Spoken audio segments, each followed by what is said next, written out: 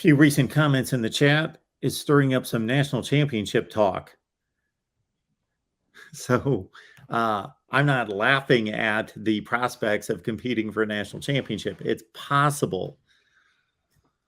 The way things shake out, and based on most people's logical, reasonable projections, this isn't quite the team yet.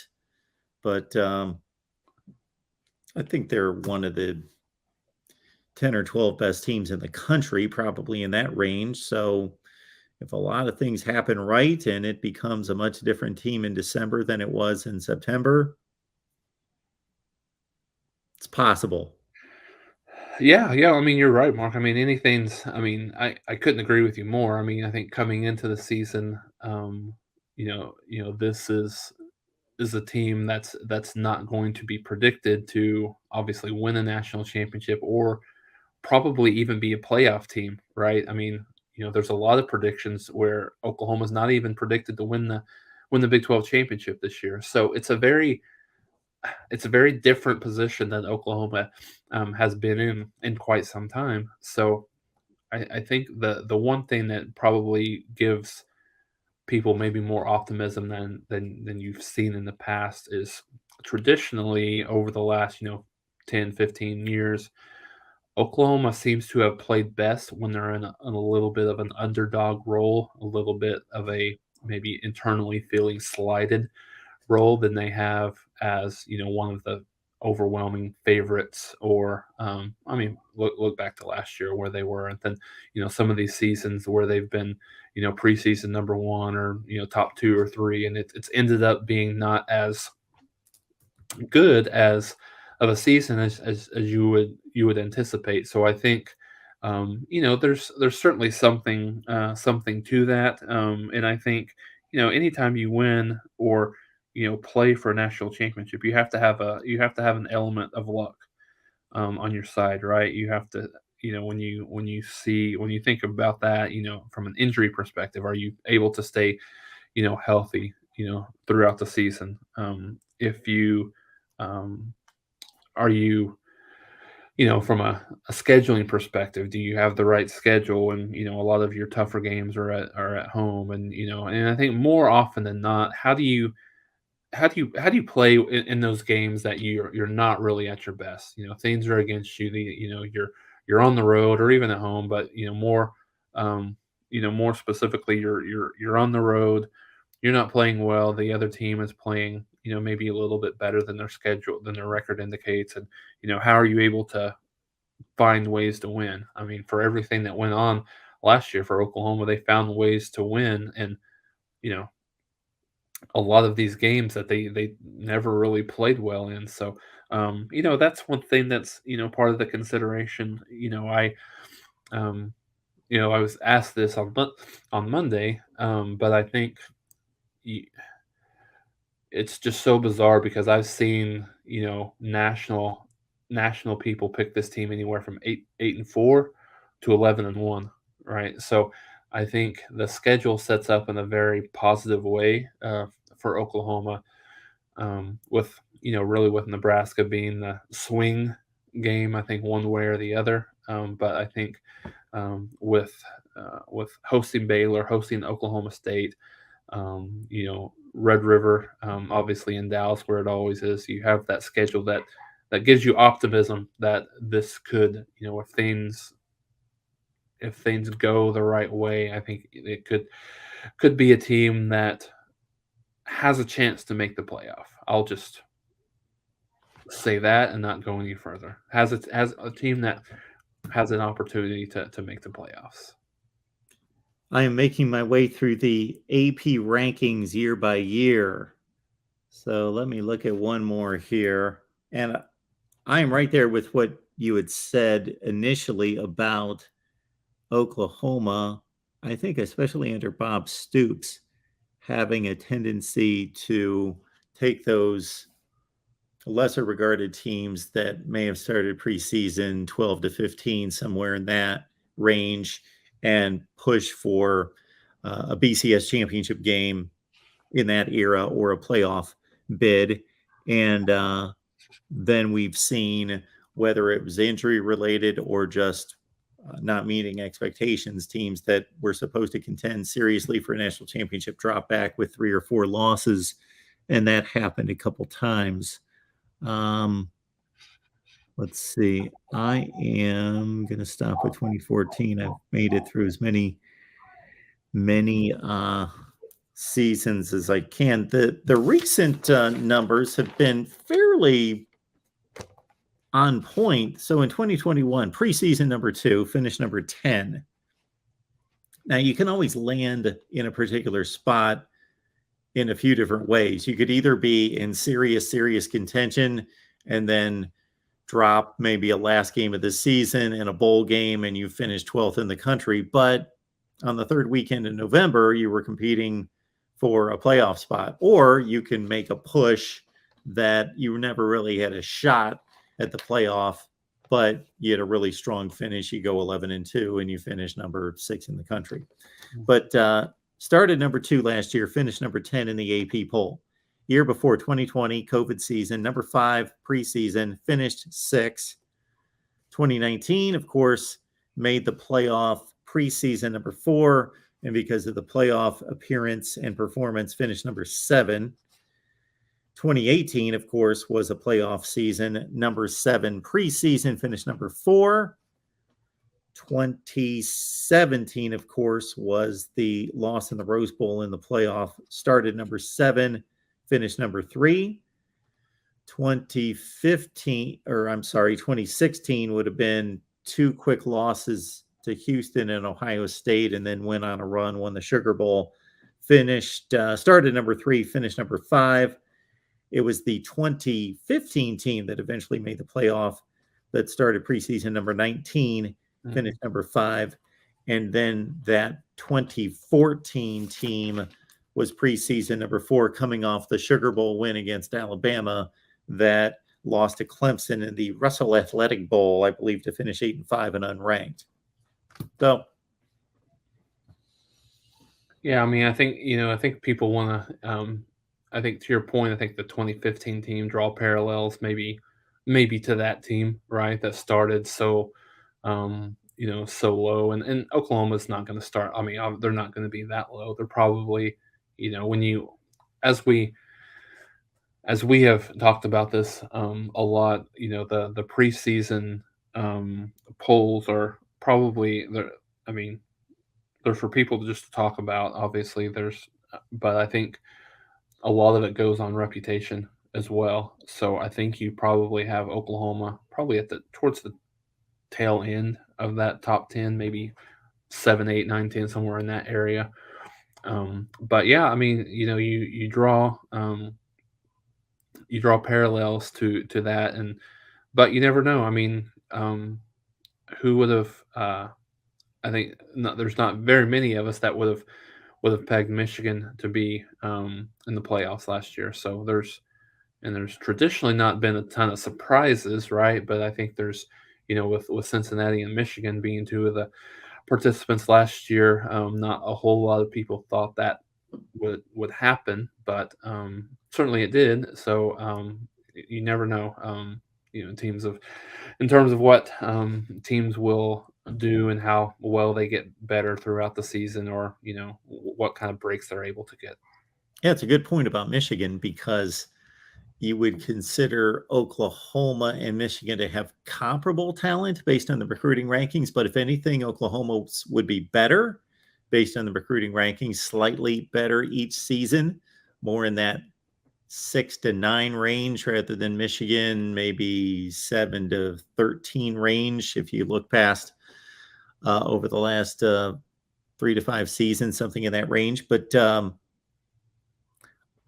so similarly, talented teams, but Michigan has what's considered one of the 2 or 3 best rosters in its way in Ohio State. Oklahoma doesn't have that.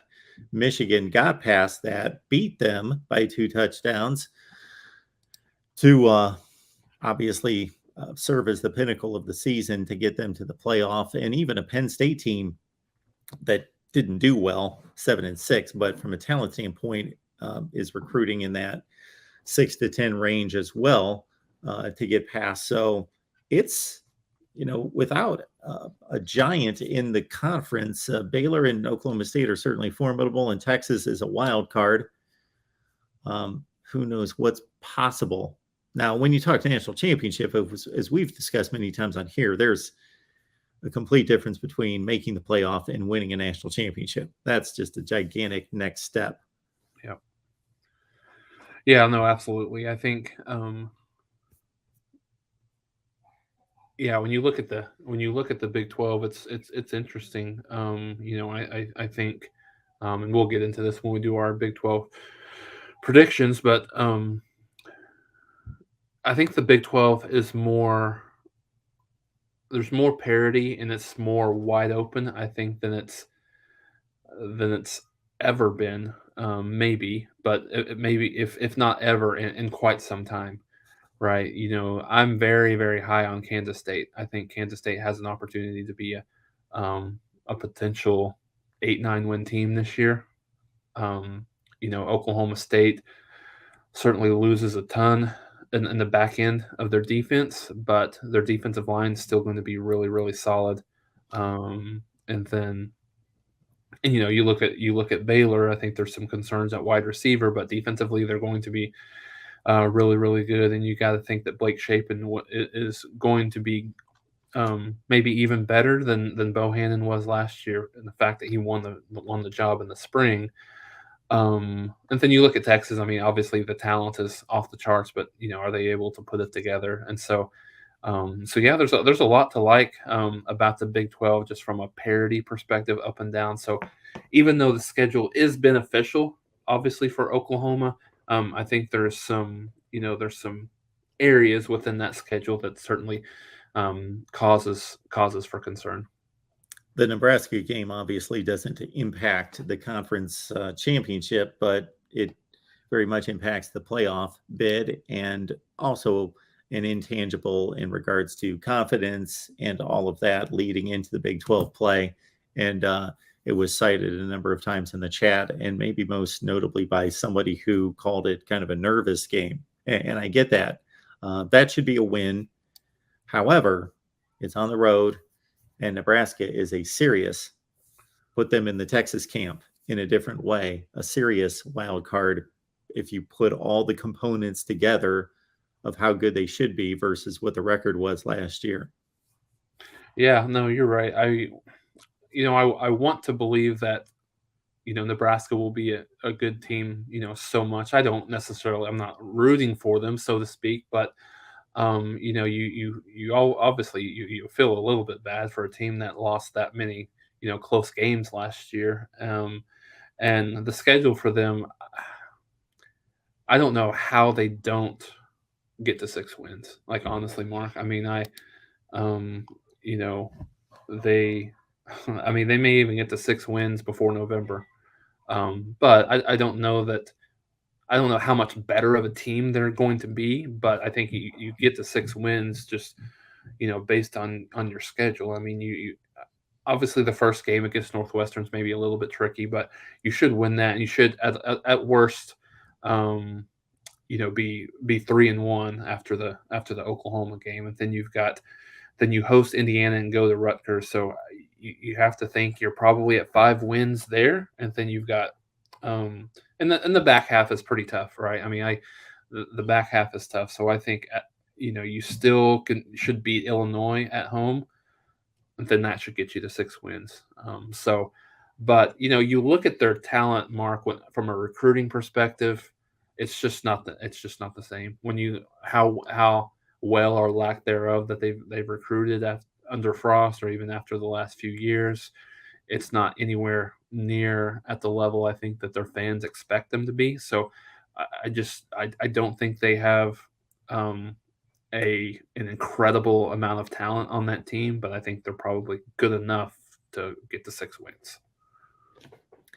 Big Ten Media Days were this week, and Trev Alberts, the Nebraska AD, was asked how many wins it would take to keep Scott Frost. Of course, he didn't answer that question, but I got to think that if they have another losing season, he's gone.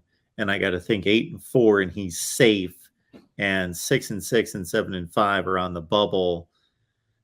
And a lot of evaluations going to have to be made on how many injuries did we have, how close and competitive were we against the good teams, and all of that. But I think 6-6, 7-5 is on the fence. And otherwise, Scott Frost secures his job or loses his job otherwise. But I know it's not a Nebraska show, but they had a similar week 0 game against Illinois last year, in which they were an 8 or 10 point favorite, and they blew that game. And Northwestern is not a talented football team, and they beat them by 7 touchdowns last year. Their one Big Ten win, but I wouldn't put it past Pat Fitzgerald for this to be like some kind of 17-13 game in the fourth quarter with Northwestern with a chance to win the game. Yep. No, I agree with you, and like I mean, we'll get into Big 12 and national predictions, but I don't think this team is.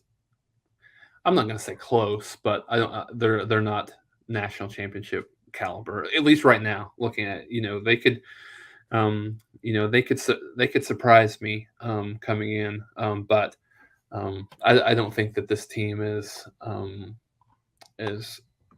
national championship caliber right now. I think they could, within a couple of years, absolutely. Next year, maybe the year after, absolutely realistic chances. But I haven't completely made my predictions, but I kind of leaning in. There's a lot for me. There's a lot to like about Ohio State this year, and I know that is music to your ears, Mark. But I think this, and I know we're about out of time here, but I think the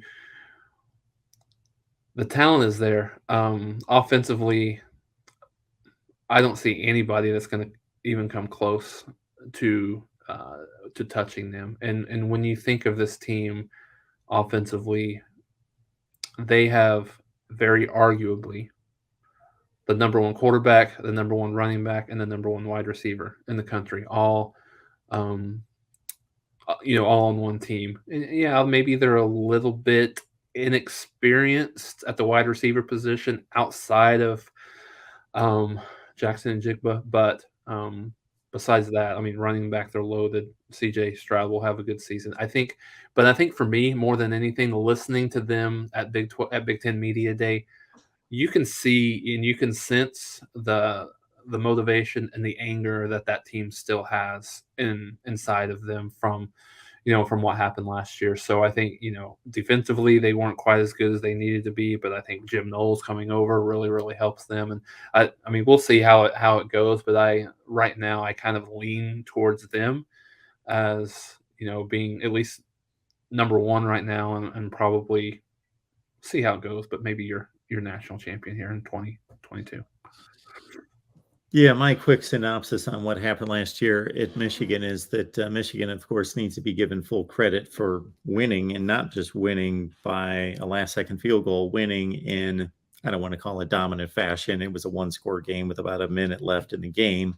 They tacked down a touchdown to make it a 42-27 game, but it was a convincing win. It was a convincing win, and they pushed Ohio State all over the field. So there are all sorts of, whether you want to call them excuses or if they're valid or if they're true, reasons why Ohio State may have gotten pushed all over the field, like the rampant flu running through the team that week, so forth and so on. Who Right. knows? It doesn't matter. They showed up for the game. They got whipped. But yeah, anything can happen in a one game scenario. But man, that team's loaded on offense, as you just outlined, and they've got a top 3 or 4 offensive line, and even the guys that complement Smith and Jigba are top level guys. Shoot, Marvin Harrison's son played in the Rose Bowl because of the 2 opt-outs and scored 3 touchdowns. Mm-hmm.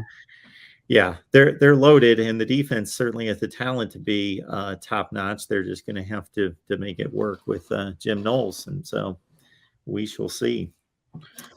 Well, no, the good thing is, I mean, maybe not the good thing, but I think from a fan's perspective, you're going to know super, super early Um, you know, that's a big time opening game that they have with Notre Dame. So Absolutely.